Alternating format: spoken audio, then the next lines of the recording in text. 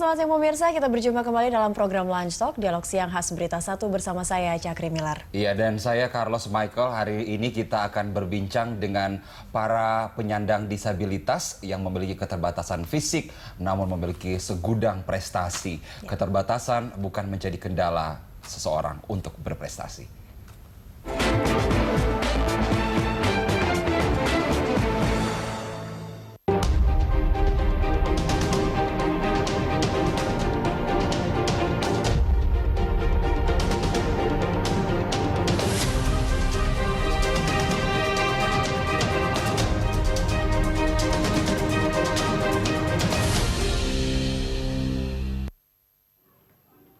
Hari Peringatan Disabilitas Internasional diperingati setiap tanggal 3 Desember. Peringatan Hari Disabilitas ini mendukung penyandang disabilitas untuk berprestasi. Ada beberapa penyandang disabilitas berprestasi di Indonesia, salah satunya David Jacob. Pria kelahiran Ujung Pandang ini sudah menjadi juara dalam ASEAN Para Games, olahraga yang dikhususkan bagi para difabel. Keterbatasan fisik tidak menjadi halangan untuk berprestasi. Mereka menunjukkan posisi mereka sama untuk mengharumkan nama bangsa. Pemerintah tidak henti-hentinya mendorong para disabilitas berprestasi. Saat ini penyandang disabilitas yang ada di Indonesia mencapai 30.000 jiwa. Mereka menghadapi tantangan khusus di bidang ketersediaan lapangan pekerjaan. Dari penelitian Lembaga Penyelidikan Ekonomi atau LPEM, Fakultas Ekonomi dan Bisnis Indonesia menunjukkan bahwa 51,12% penyandang disabilitas berpartisipasi dalam dunia kerja. Jumlah ini masih rendah dibandingkan dengan pekerja non-difabel yang mencapai 70,40%. Bahkan, hanya sekitar 20,27% penyandang disabilitas kategori berat yang bekerja. Tim Liputan, Berita 1, Jakarta. Ya pemirsa, langsung kali ini kita akan membahas mengenai Hari Disabilitas Internasional 2017 dengan tema dialog berkarya dalam keterbatasan. Iya, Cakri, dan ternyata di Indonesia saat ini kita ada lebih, kalau tadi ini datanya 1 juta penyandang disabilitas, tapi nanti narasumber kita kita akan pastikan bahwa di antara mereka yang berprestasi dan membanggakan ada banyak sekali ya. Ya, ada banyak sekali prestasi yang sudah mereka cetak ternyata. Dan bersama kami sudah hadir Direktur Lembaga Perlindungan Anak Tunanetra Indonesia, Ritson Manyonyo, dan juga atlet Paralimpik David Jacob. Selamat siang Bang Ritson dan Bang Jacob. Selamat Hari Disabilitas Internasional 2017. Terima kasih. Iya. Senang sekali bisa hadir di studio Berita 1. Ini apa sih hari ini yang dirayakan secara khusus oleh Bang Ritson dan Bang David? Mungkin terlebih dulu Bang Ritson. Hari Disabilitas Internasional adalah di mana kesempatan bagi kaum disabilitas di Indonesia untuk mencoba mengingatkan kembali kepada bangsa ini bahwa di Indonesia ada eksistensi disabilitas cukup signifikan.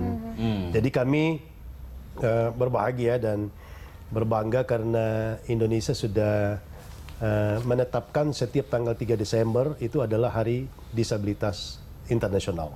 Ya, tadi kalau dikatakan signifikan dan kita juga ingin mengupdate kembali jumlah teman-teman disabilitas sebenarnya di Indonesia saja secara keseluruhan itu data mungkin yang dirangkum Bang Ritson ada berapa Bang Ritson? Ya, jadi di Indonesia ini tidak ada basis data yang valid, yang konkret. Jadi masing-masing departemen itu memiliki perbedaan angka yang signifikan. BPS itu 2010 angkanya sekitar 9 jutaan jiwa penyandang disabilitas dengan semua ragam. Kemensos sekitar kurang lebih 6,7 juta jiwa. Kemenkes itu kurang lebih sekitar 15 juta jiwa. Kemenaker Trans itu sekitar 11 juta jiwa. Jadi sebenarnya tidak ada data yang selaras di antara departemen. Nah, sementara WHO sendiri memiliki estimasi antara 10 sampai 15% dari populasi jumlah penduduk di Indonesia. Itu artinya kurang lebih 25 sampai 36 juta jiwa dan itu cukup banyak. Ya, dan itu apa saja disabel dengan bentuk fisik seperti apa misalnya? Untuk semua ragam. Jadi tunadaksa, tunanetra, tunarungu bicara, kemudian teman-teman tunagrahita, ada tunaganda, bahkan sekarang ada autisme dan beberapa ragam-ragam lainnya yang baru. Dan tunanetra sendiri aja 3,7 juta jiwa jumlahnya. Untuk di Indonesia Ya, sendiri. dan anak-anak yang berkebutuhan khusus itu sekitar 500-an ribu jiwa. 500-an ribu Iya, jiwa. untuk anak berkebutuhan khusus sendiri. Oke, baik, kita ke Bang David dulu gitu. Apa yang secara pribadi hari ini coba dirayakan oleh Bang David sendiri, seseorang yang disabel dengan keterbatasan fisik tangan ya, tangan sebelah kanan ya. Kanan, ya. Tapi ini tangan kirinya super luar biasa ini. Atlet paralimpik loh, tenis Betul, meja ya, tenis Bang David ya. meja gitu. Apa yang coba mungkin Ya, dibagikan kalau Bang David? buat saya Hari Disabilitas Internasional, saya mengingat kembali ya perjuangan saya dulu waktu mulai menjadi atlet, walaupun dalam keterbatasan fisik yang ada, tapi akhirnya sampai mampu berprestasi ya. Jadi buat saya harapkan juga anak-anak yang memiliki keterbatasan fisik, punya disabilitas itu mereka tidak putus harapan ya, terus berjuang untuk mencapai sesuatu yang baik Ingin gitu di mereka kemudian raih hari. ya. Kita ingin tahu dong ceritanya bagaimana perjuangan itu mungkin lebih detail.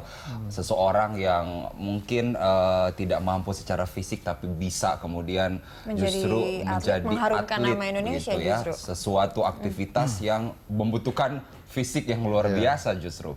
Ya, jadi awal saya mengenal tenis meja juga tidak sengaja sih ya. Jadi pada saat itu orang tua saya pindah dari tugas dari Manado pindah ke Jawa Tengah waktu saya masih kecil.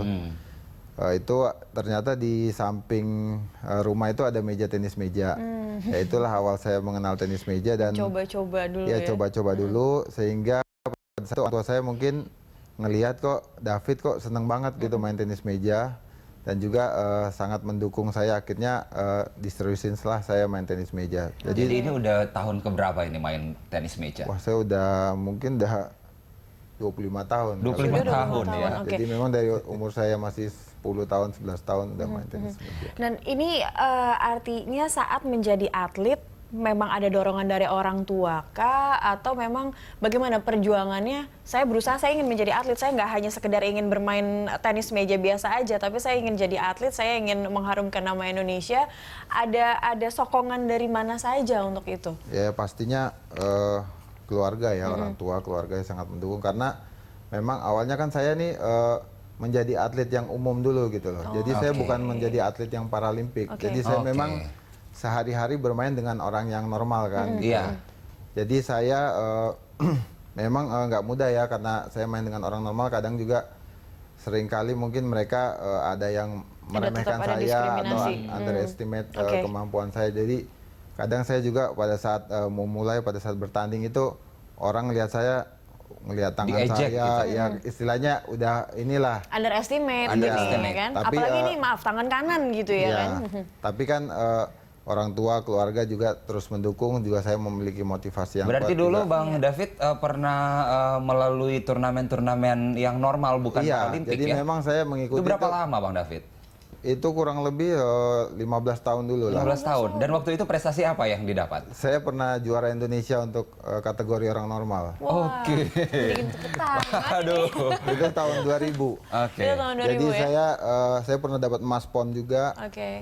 Jadi saya pernah jadi tim nasional Indonesia untuk orang normal tahun 2000 sampai 2009. Nah, setelah 2009 kan saya merasa saya udah istilahnya senior. Ya. Banyak juga anak-anak muda yang bagus. Akhirnya 2010 baru saya Menyeberanglah masuk ke ke Paralimpik. National Paralympic Committee itu. Ini sebuah contoh yang sangat luar biasa ya, bahwa seorang dengan keterbatasan fisik pun itu lama sekali bisa kemudian bergelut di lingkungan lingkungan yang orang-orang normal. yang memang memiliki Betul. fisik yang Berarti lengkap besar begitu ya. hatinya itu harus, semangat itu harus dari diri sendiri. Betul. Berarti ini terkenalnya sebagai pemain yang left handed berarti ya? Iya. Oke, kita akan lanjutkan di segmen berikutnya Bang David dan juga Bang Ritson. Usai jeda, pemirsa, Anda juga bisa bergabung bersama kami di nomor telepon yang tertera di layar kaca Anda. Usai jeda kami kembali.